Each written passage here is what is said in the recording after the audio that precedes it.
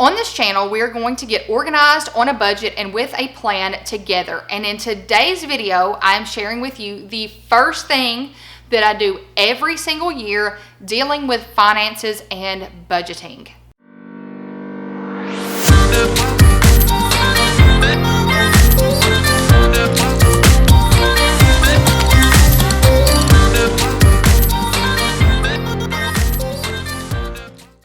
I am Kristen and welcome to The Gold Project. If you are new here, we would love for you to become a part of our community by clicking that little red subscribe button below.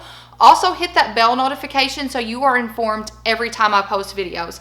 I post videos at least Monday, Wednesday, and Fridays. Sometimes I will post additional videos just depending on how much time I have during that week to share.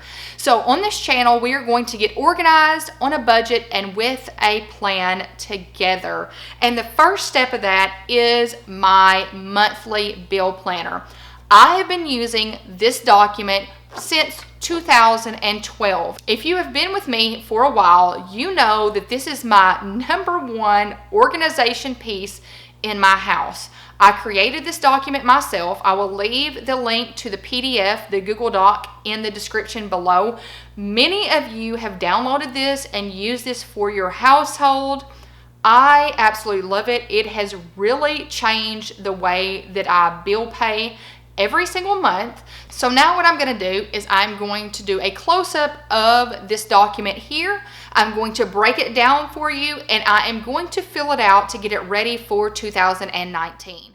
This is the up-close look at my monthly bill planner.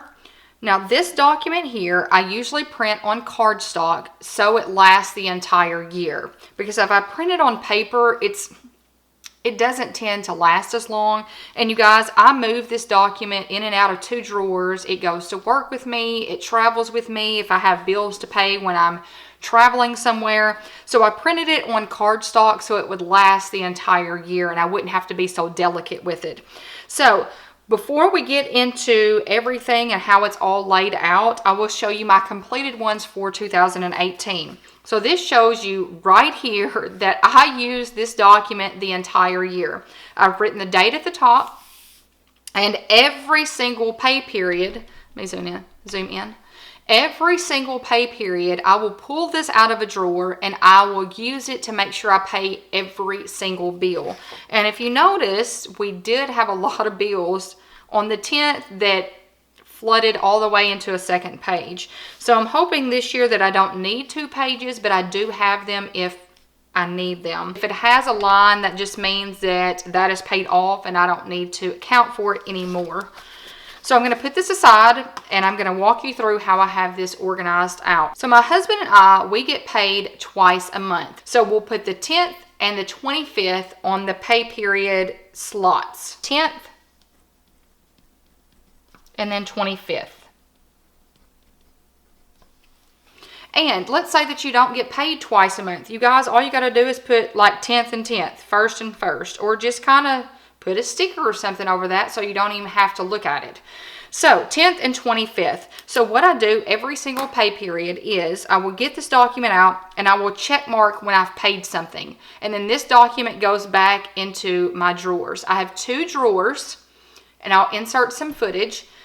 They are labeled, this is the 2-drawer Bedford unit from Pottery Barn. Now, it was a little bit expensive, but you guys, I've used this for, I think I've had it since 2014, and it works fantastic. It has 2 drawers since we get paid in the 10th and the 25th of every month.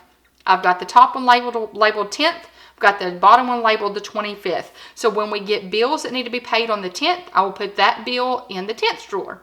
When we get paid on the 25th, whatever bills go there and it comes in the mail, goes in the 25th drawer. This document will alternate. So after I pay the 25th bills, I will take this document and I will place it in the 10th. After I pay the 10th bills, this document will go in the 25th drawer. So when it's time to pay bills on the 25th, all I've got to do is open the drawer, grab out the document and all the bills that go along with it. So absolutely fantastic. It has worked great for me. So I've got every single column here with the month. So all I have to do is check mark it when that is paid. So what we're going to do here is I am going to fill in all of the bills that I have to pay every single pay period.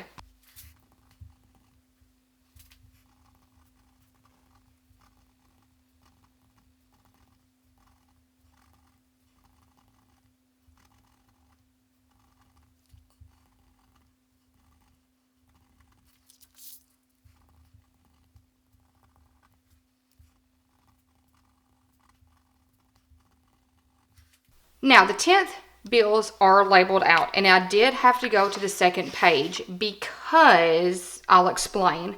So, Capital One truck, Airvac, AT&T, PLWC is our electric, cable, water, just basically all of our utilities. Cheer, Mohila, State Farm, Northwest Mutual is our life insurance. Hendrix, we always leave Hendrix on every single one. And what happens is if we don't have a bill, that's basically our doctor that we all go to for checkups. And if we get sick, I have it on both because I like $30 a paycheck to pay bills. If we don't have a bill, then that $30 for that pay period will roll into the snowball to pay for something else.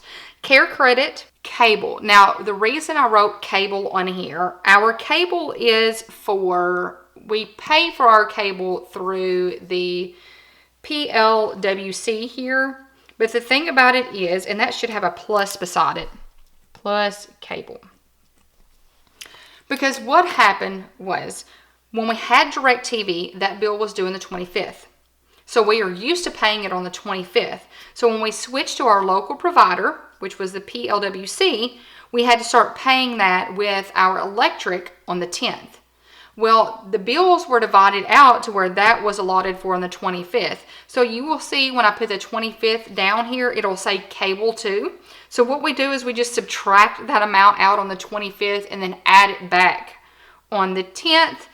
Just to make it so it's kind of in our brain still coming out on the 25th paycheck, if that makes sense.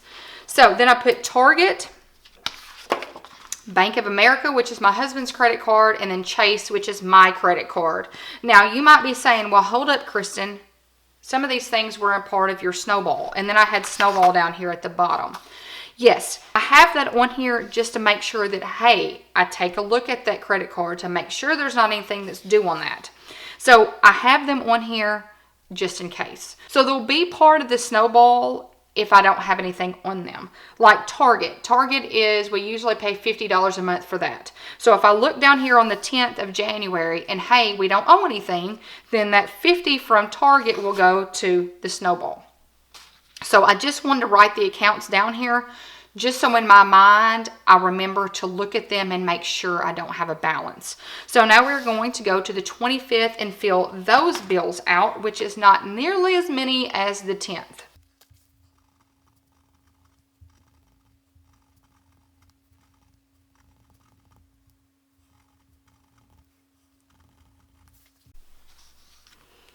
Okay, so I've got all of those done, all of those written out, and we're ready to go. So I will tell you this, and you might be going, why do you have Cheer written down there twice? So SunTrust is our mortgage. Netflix, everybody knows what Netflix is. Okay, and you will see there's where it's deducted for the cable. So we'll take the cable out here, add it back on the 10th before we actually pay the cable bill.